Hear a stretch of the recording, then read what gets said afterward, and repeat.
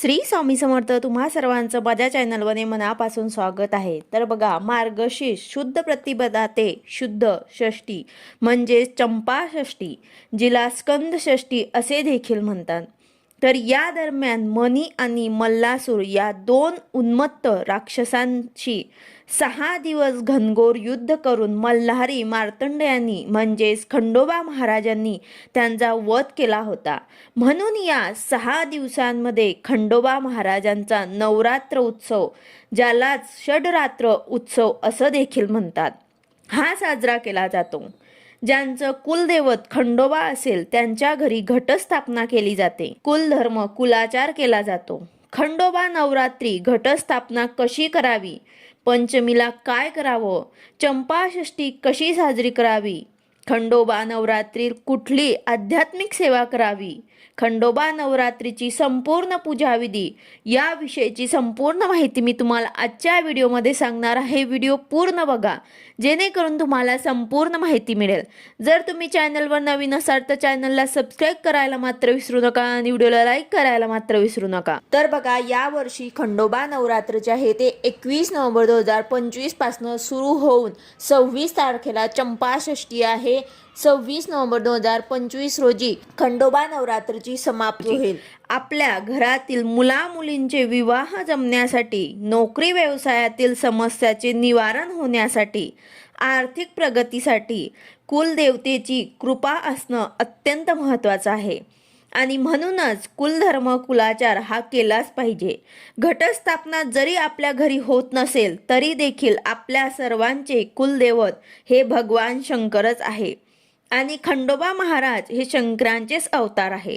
म्हणूनच या नवरात्र उत्सवात आपल्या घरी जरी घटस्थापना होत नसेल तरी खंडोबा महाराजांचे स्तोत्र मंत्र त्यांच्या ग्रंथांचं वाचन अवश्य करावं।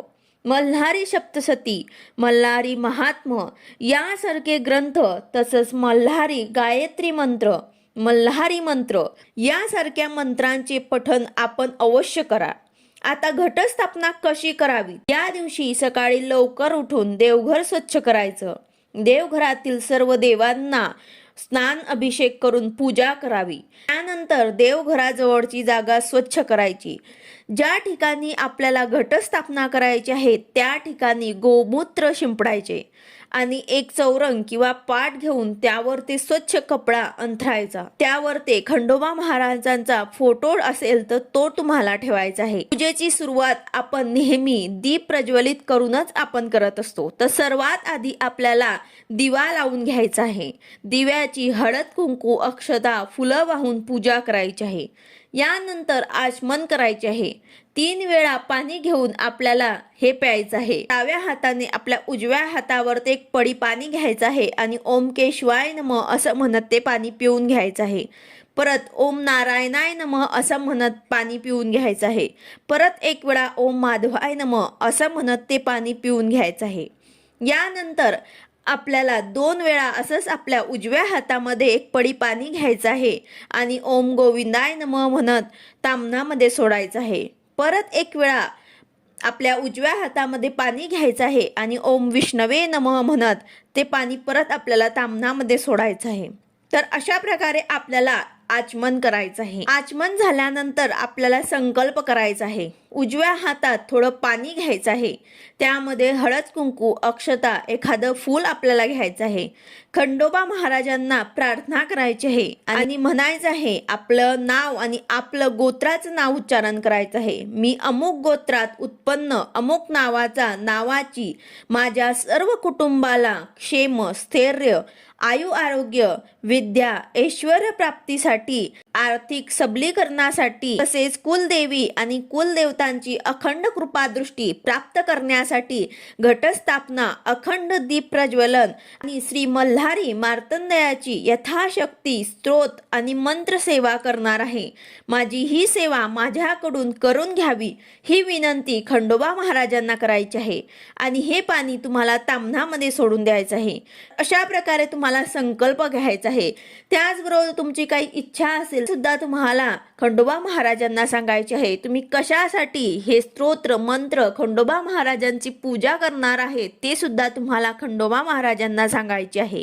त्यानंतर आपण कुठल्याही पूजेची सुरुवात जे करत असतो ते गणपती बाप्पांच्या पूजेनेच करत असतो।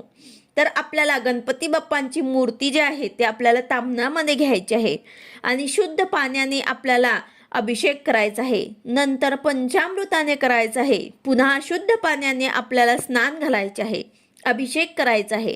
ओम गण गणपते नमः मनातल्या मनात जप करून आपल्याला गणपती बाप्पांची मूर्ती स्वच्छ पुसून पाटावर थोडेसे अक्षता टाकून त्या ठिकाणी आपल्याला गणपती बाप्पांची मूर्ती स्थापन करायची आहे। गणपती बाप्पांना गंध अक्षता फुलं व्हायची आहे, धूप दीप ओवाळायचा आहे। अशा प्रकारे पंचोपचार पूजा करायची आहे। यानंतर आपल्याला कलशाची स्थापना करायची आहे। एक तांब्यात पाणी भरून त्यात 1 रुपया आणि 1 सुपारी, अक्षता, हळद कुंकू, 1 फूल टाकायचं आहे आणि तांब्यावर खालून वरती हळद कुंकवाने 5 रेषा ओढायच्या आहे आणि 5 विड्याची पानं घालायची आहे। त्यावरती श्रीफळ म्हणजेच नारळ ठेवायचा आहे। कलशाला कलावा म्हणजेच धागा सुद्धा बांधायचा आहे। कलशाची पंचोपचार पूजा करायची आहे। कलशाची पूजा म्हणजेच वरुण देवतांची पूजा। यानंतर खंडोबा महाराजांचा टाक असेल तर त्या टाकाला ताम्हणामध्ये घ्यायचा आहे आणि अभिषेक करायचा आहे शुद्ध पानाने, मग पंचामृताने, नंतर शुद्ध पाण्याने अभिषेक करायचा आहे। खंडोबांच्या टाकावर ते 1 वेळा श्री सूक्त व 1 वेळा रुद्र अथवा शिवमहिम्न म्हणून अभिषेक करायचा आहे। हे दोन्ही स्तोत्र आपल्याला नित्यसेवामध्ये मिळून जातील। आपल्याला जर पठण करणं शक्य नसेल तर तुम्ही मोबाईलवरती लावून सुद्धा करू शकतात। तर अशा प्रकारे आपल्याला अभिषेक करायचा आहे आणि अभिषेक झाल्यानंतर टाक स्वच्छ पुसून चौरंगावरती 2 विड्याची पानं घ्यायची आहे। त्यावर कुंकुवाने स्वस्तिक काढायचं आहे आणि पानांचे देठ देवांकडे करायचे आहे आणि त्यावरती खंडोबा महाराजांची टाक आपल्याला झोपवून ठेवायची आहे। खंडोबा महाराजांना भंडारा म्हणजेच हळद खूप प्रिय आहे। खंडोबा महाराजांना भंडारा व्हायचा आहे। तर अशा प्रकारे आपल्याला खंडोबा महाराजांची पूजा करायची आहे। आता ज्यांच्याकडे जसं नवरात्रीमध्ये आपण कुलदेवीचा घट बसवत असतो तसे सुद्धा करू शकतात। तसे ज्यांच्याकडे करत असतील त्यांनी आवर्जून ते करा। तर बघा, एका टोपलीमध्ये आपल्याला शेतातील पवित्र माती घ्यायची आहे। त्यामध्ये आपल्याला धान्य पेरायचे आहे, गहू मिसळायचे आहे। त्यावर ते एक स्वच्छ धुतलेला मातीचा घट आपल्याला ठेवायचा आहे। त्यात आपल्याला पाणी भरायचं आहे। त्यात 1 सुपारी, 1 नाणा, गंध अक्षता, फुलं हे आपल्याला टाकायचे आहे। त्याचबरोबर विड्याची 5 पानं किंवा आंब्याचा ढाळा आपल्याला ठेवायचा आहे आणि घटाच्या 4ही दिशेला पूर्वेकडून उत्तर हळदीचे गंध लावायचे आहे। घटावर एका तांब्याच्या किंवा स्टीलच्या ताटलीत तांदूळ भरून त्यावर हळदीचे अष्टदल काढून आपल्याला खंडोबा महाराजांची जे टाक आहे आपण अभिषेक करून ठेवायचे आहे। तर अशा प्रकारे सुद्धा तुम्ही करू शकतात। आता खंडोबा महाराजांची टाक जे आहे ते तुम्ही तांदळांवरती अशी सुद्धा ठेवू शकतात किंवा मग तांदूळवरती तुम्हाला 2 विड्याची पानं ठेवायची आहे आणि त्यावर खंडोबा महाराजांची टाक जे आहे ते ठेवायचे आहे। तर अशा प्रकारे सुद्धा तुम्ही करू शकतात। घट बसवून म्हणजेच मातीचा घट सुद्धा तुम्ही बसवू शकतात किंवा मग आपल्याला तांब्या जो आहे तो सुद्धा तुम्ही कलश मांडून एका साईडला 2 विड्याच्या पानांवरती खंडोबा महाराजांची टाक सुद्धा ठेवू शकतात। तर अशा प्रकारे तुम्हाला खंडोबा महाराजांची घटस्थापना करायची आहे। त्यानंतर खंडोबा महाराजांची पंचोपचार आपल्याला पूजा करायची आहे। त्याचबरोबर देवघरातील शंख आपल्याला घ्यायचा आहे। उजव्या बाजूला आपल्याला शंखाची स्थापना करायची आहे। शंखाला गंध लावायचा आहे, फुलं व्हायची आहे। डाव्या बाजूला घंटीची स्थापना करायची आहे। कलशासमोर विड्याची 2 पानं घ्यायची आहे। त्यावरती 1 सुपारी, 1 नाणं, बदाम, हळकुंड आपल्याला ठेवायचं आहे। त्याचबरोबर ज्या ग्रंथांचं आपण वाचन करणार आहेत नवरात्रीमध्ये, मल्हारी सप्तशती, मल्हारी महात्म्य हे ग्रंथ देखील आपल्याला पूजेत मांडायचे आहे। त्यांचं पूजन सुद्धा आपल्याला करायचं आहे। नंतर चौरंगावर खंडोबा महाराजांचा फोटो असेल तर तो सुद्धा तुम्हाला ठेवायचा आहे। त्याची पंचोपचार पूजा सुद्धा तुम्हाला करायची आहे। यानंतर अखंड दीप प्रज्वलन करायचं आहे। स्वच्छ आपल्याला 1 दिवा घ्यायचा आहे। आपल्याला अखंड दिवा घ्यायचा आहे, तो आपल्याला प्रज्वलित करायचा आहे। त्याचं आपल्याला पूजन करायचं आहे, त्याला फुलं वाहायची आहे हा दिवा नवरात्रीमध्ये या नवरात्र उत्सवाच्या दरम्यान विझणार नाही याची आपल्याला काळजी घ्यायची आहे. चुकून दिवा जर विझला तर खंडोबा महाराजांचं क्षमा मागून परत प्रज्वलित करायचं आहे. यानंतर आता पूजा झाल्यानंतर एक मंत्र म्हणत आपल्याला घटाला पहिल्याच दिवशी विड्याच्या पानांची माळ बांधायची आहे. जशी आपण कुलदेवीची नवरात्रीमध्ये घटाला माळ बांधत असतो तशीच कुलदेवतांना सुद्धा आपल्याला विड्याच्या पानांची पहिल्याच दिवशी माळ बांधायची आहे. आता माळ बांधताना कोणता मंत्र म्हणायचा आहे तो मंत्र तुम्हाला स्क्रीनवरती दिसत असेल तर हा मंत्र म्हणत आपल्याला विड्याची पानांची माळ जी आहे ते खंडोबा महाराजांना पहिल्या दिवशी चढवायची आहे. हा मंत्र मी तुम्हाला डिस्क्रिप्शन बॉक्समध्ये सुद्धा लिहून देईल. तर अशा प्रकारे आपल्याला पहिल्या दिवशी विड्याच्या पानांची माळ बांधायची आहे. यानंतर आपल्याला रोज पिवळ्या फुलांची माळ बांधायची आहे. रोज घटावरील टाकांची दुरूनच आपल्याला पंचोपचार पूजा करायची आहे. टाकाला आपल्याला हात लावायचा नाही किंवा उचलायचं नाही. टाकाला हळद म्हणजेच भंडारा व्हायचा आहे. रोज सकाळ संध्याकाळ आरती करायची आहे. आरती करत असताना गणपती बाप्पांची, देवीची किंवा खंडोबा महाराजांची तुम्हाला आरती करायची आहे. तसेच तुम्ही स्वामींची आरती सुद्धा करू शकतात.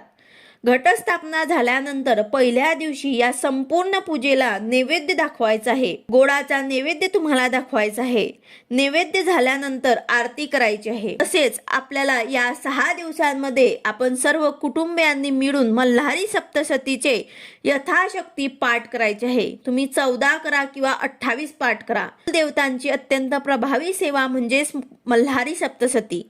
आता यामध्ये उपवास कोणी करावा किंवा कोणी करायला हवा तर घरातल्या कर्त्या पुरुषांनी किंवा मग कुलस्त्रीने खंडोबा नवरात्रीचे उपवास करायचे आहे. उपवास करताना आपल्याला शक्य झालं तर संपूर्ण नवरात्रभर म्हणजेच प्रतिपदा ते पंचमी आपल्याला उपवास करायचा आहे. आणि षष्टी म्हणजे चंपा षष्टीच्या दिवशी उपवास आपल्याला सोडायचा असतो.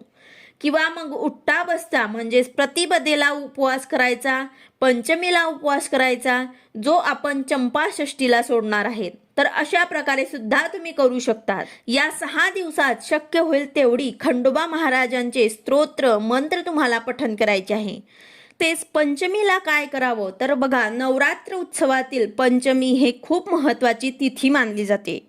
या दिवशी संध्याकाळी काय करायचं, बाजरीच्या पिठाचे 5 दिवे करायचे. त्यांना नाग दिवे असं म्हणतात. त्यासोबत 2 मुठडे सुद्धा करायचे. ताटामध्ये हे 5 दिवे आणि मुठडे घ्यायचे आहे आणि दिव्यांमध्ये शुद्ध तूप टाकायचे आहे. हे दिवे आपल्याला प्रज्वलित करायचे आहे आणि या दिव्यांनी घटाला ओवाळायचं आहे. तसेच चंपा षष्टीला काय करायचं तर खंडोबा नवरात्रीतील एक महत्त्वाची तिथी म्हणजे चंपा षष्टी, जिला स्कंद षष्टी असं देखील म्हणतात. षष्टीच्या दिवशी घट उठवले जातात. नवरात्र उत्सवाची सांगता केली जाते.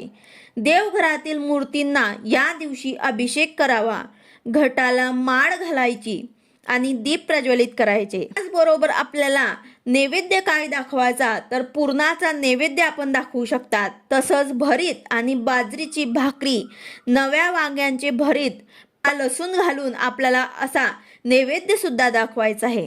तर अशा पद्धतीने तुम्हाला नैवेद्य दाखवून आरती करायची आहे. चंपा षष्टीच्या दिवशी हे पूजा अतिशय महत्त्वाची मानली जाते. चंपा षष्टीच्या दिवशी हे पूजा तशीच ठेवायची आहे आणि दुसऱ्या दिवशी सकाळी लवकर उठून उत्तर पूजा करायची आहे. संपूर्ण पूजेवरती हळद कुंकू अक्षदा व्हायचे आहे. खंडोबा महाराजांना हळद व्हायची आहे. त्यांना नमस्कार करायचा आहे. मनातील इच्छा त्यांना सांगायची आहे.